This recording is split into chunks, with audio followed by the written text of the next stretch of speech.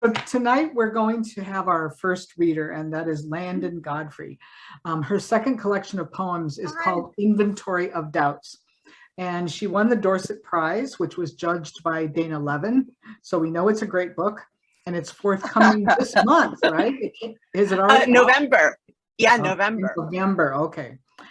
She's also the author of a book that is vying for the title, the status of being the best title ever for a poetry book, called Second Skin Rhinestone Spangled Nude Souffle Chiffon Gown by Cedar Press Review in 2011. And it was selected by David St. John. And she also has 2 limited edition letterpress chapbooks. One is called In the Stone, and it was funded by a Regional Artist Project grant in 2013, and one called Spaceship that was published by Somnambulist Tango Press in 2014. Her poems are all over the place in American Poetry Review, New England Review, Copper Nickel, and others, even in Polish translation, which is very cool. Verse Daily, Best New Poets, and other places. She has fellowships from the NEA, North Carolina Arts Council, Hambidge Center for the Creative Arts and Sciences. She's also an artist, and her drawings appear most recently in a literary field guide to Southern Appalachia, which was published in 2019. And she lives in Black Mountain, North Carolina. Thank you so much for joining us, Landon. We can't wait to hear your work. It's my pleasure to be here. Thank you. I have a confession. I've done some interviews and stuff on Zoom, but this is my first official Zoom reading. So, I'm super happy to be here. A little maybe freaked out, but that's okay. This is the future. I'm joining you in the future. And it's so nice to meet everyone from South Florida Poetry Journal. I love your nickname, SoFloPoJo. And I'd like to read you some poems from this collection in alphabetical order. It is arranged alphabetically, so I thought I would give you a taste alphabetically along those lines. Okay, Afghan. Very loyal to individuals, blankets object to being used as metaphors for vast declarations. Each time a blanket covers a body, it tries to keep the dusty soul alive through the night. With what devices? Stripes, satin trim, a pattern pricked out in embroidery floss, weft warp. While it's true that occasionally a reprobate in the ranks rises up and denounces the entire enterprise of singular devotion, even that blanket can't claim for sure truth holds eternal value. As it exposes a body to dangers, seething under the bed by uncovering a foot or, a toe or an entire foot, the rogue blanket could feel a twinge of remorse.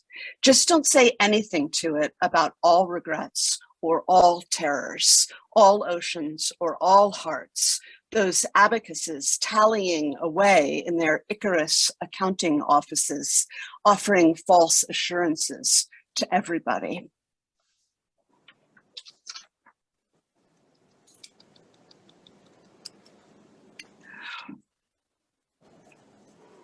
Biter. He's a biter, repeated the host. Late summer sun oozing through Houston and pouring in Palladian windows, glowing the beast. An older woman in pearls said, "No, really?" A younger woman in pearls agreed, "But he's so cute." Too close to her, my lover said, "Believe it," even though everything he said sounded invented on the spot. His money, jaw, hair, posture, and the hair eradicated precedence. All of his history seemed slightly implausible. because he wasn't so much born in Akron or on Park Avenue as he was forged in a heavy collective fantasy, a mix of Adam Smith doctrine and movie magazines. To look at him and see perfection was to further harden the chitin of societal norms. This is the shell we built together. Now, drag it around.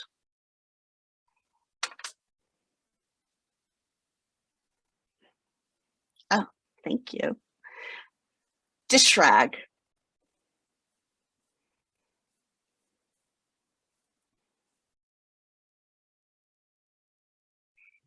Dish rag. Dreaming of the ball gown it will never be, the dish rag rubs another plate dry and catches some mist oil in its waffle-woven hem, its private fastidiousness violated. Once a crown of cotton bowls, it had pulled sunlight from the sky like royalty receiving gifts from a foreign dignitary. Now the dish rag experiments with justice, releasing some moisture back into the freedom of the air while retaining a few drops of water indefinitely in a grease-guarded cell.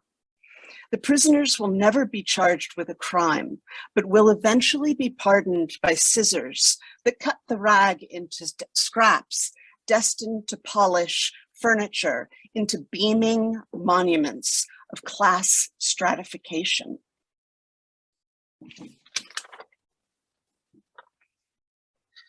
You guys are great. Thank you. One of the things that I love about prose poems is their incredible elasticity, so that these words like stratification and Icarus, they have a place in these poems. They have places in these poems that I couldn't find for them in other forms, with the exception of perhaps copying Marianne Moore poems, a slightly limited road, since she did it all brilliantly. I had a wonderful friend in Holly Iglesias, who's here with us tonight, who is a fantastic writer of prose poems, really just brilliant. And I'm so grateful to her for her companionship and friendship. When I was writing a lot of these poems, she heard a lot of them, and we talked about those particular words. She has a lot of Spanish in her poems. I have stuck mostly with English, but if you're looking for more brilliant prose poems, and you haven't read her work, I would. I owe her a great thank you. She's fantastic. And Ben, I'm so glad to meet you and to get a chance to read with you. It's an honor, and I'm thrilled to be here in the future with all of you. I want to read you a couple of more poems. Ben is having a good time in the future. Cheers. Entropy.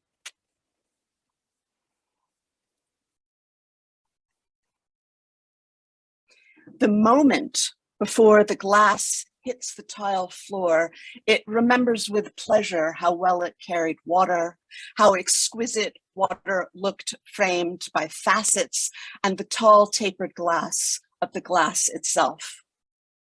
Always unable to decide if it was composed of walls or one continuous wall, the glass spent most of its time in the cupboard, reveling in how specifically it presented the separation between inside and outside. It had liked least being stacked on or under other glasses, having its interior used as anything other than a vessel. Oh, for another moment of vesselness, the glass thinks. Meanwhile, the tile floor is beside itself with excitement. Almost never does it get to smash something into such small pieces that a few glass shards will elude broom and vacuum to wait patiently for proffered vulnerabilities.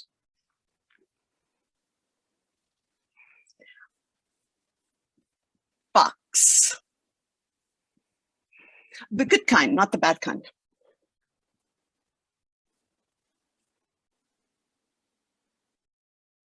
Fox. Like all foxes before him, he shows his teeth every morning and practices his death speech. I long to take you under a bush where we can talk about the moon and candies we've never tasted and theories of adoration while a cool breeze tickles our buttocks and all the universe sings to us and only us for one exquisite moment its tender song of lust and grief, foretelling my mouth around your neck and your panic followed by surrender, significant only to you.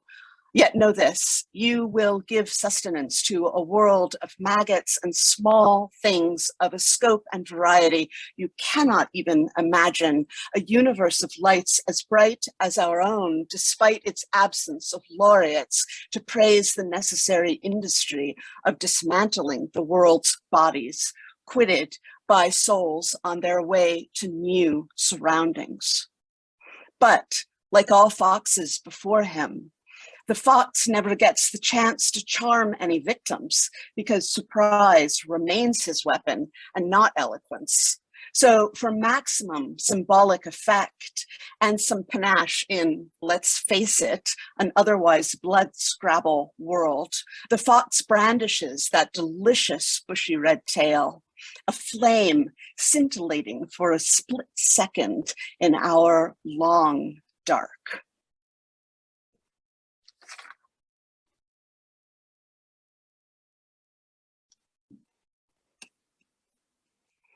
Marriage. I think that if somebody wants a marriage, they should get one. It's quite a trippy kind of experiment to be in one. And I have the great pleasure of being in a marriage with Gary Hawkins, another poet. And so this is a kind of, I don't know, we're still married. So here's the poem about marriage. We've been married for, I think we're going to have been married this December 20 years. So I don't know what that has to do. Thank you. Thank you. And thank you to our therapists. Marriage. Marriage, our problem-solving system, transforms stale breath, stuffed blue recycling bags, soap slivers, and internet porn into stale bags of internet soap, stuffed blue breath, and recycling porn. Look at those split, wet candy wrappers. If the problem-solving system recognizes danger, it asks, will you act like your mother or father? Will you smoke cigars for breakfast? Fuck your secretary? Buy 10 new pairs of shoes and redecorate the living room again? Unzip that other man's pants while admiring your manicure?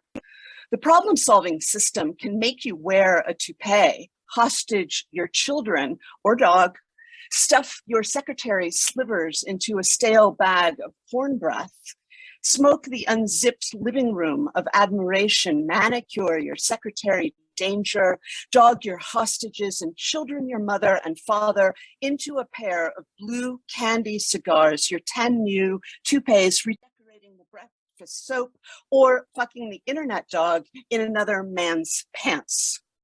The problem-solving system problems your system solving till you recycle smoke, till you breakfast on secretary, porn, a toupee, candy, a split, till you're unzipped by death, that wet wrapper. I'd like to read you, thank you, one more poem. It's called Spoon, and I just wanted to say thank you again to all of you for coming, and it's a thrill to be invited to participate in the world outside of my room. And there's one other thing. There's lots of things to say about prose poems, and I'd love to say, I'd love to sit down and talk to you for like 20 hours until you're bleeding from your ears and you never want to see me again about prose poetry. That's how much I like it. I'm willing to lose you for it.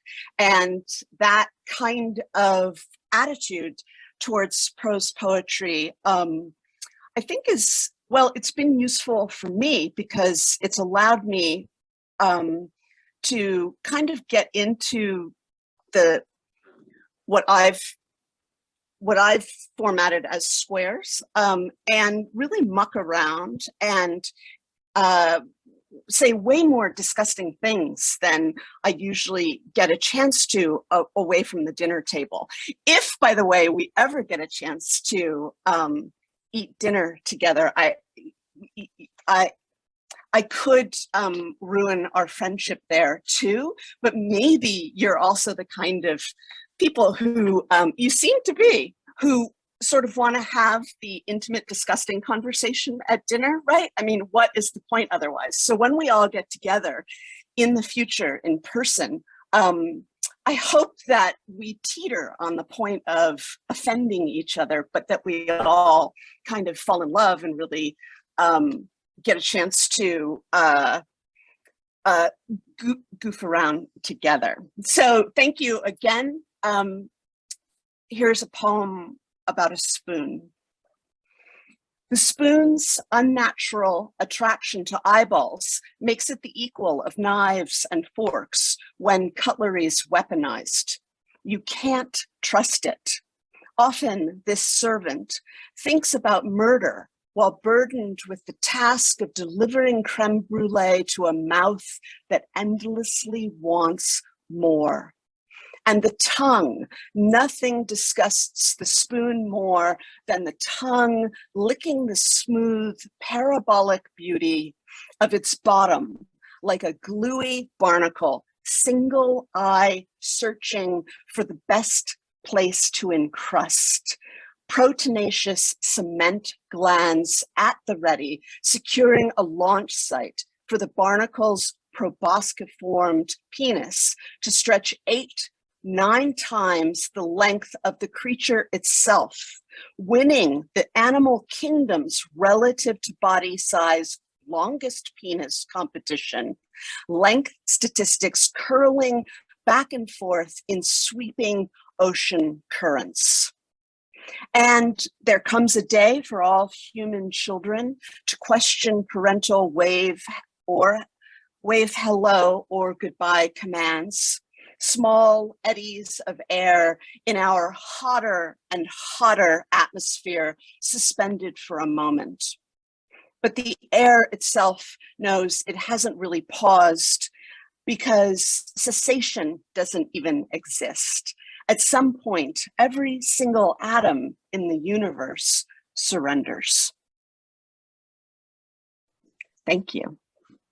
Thank you. Thank you so much, Landon. That was just Thank a you. force, and it's the first time I've ever heard you, but I know it's not going to be the last. I'm going to try to Oh, listen to you're you. fantastic. Thank you so Thank you for much. being here.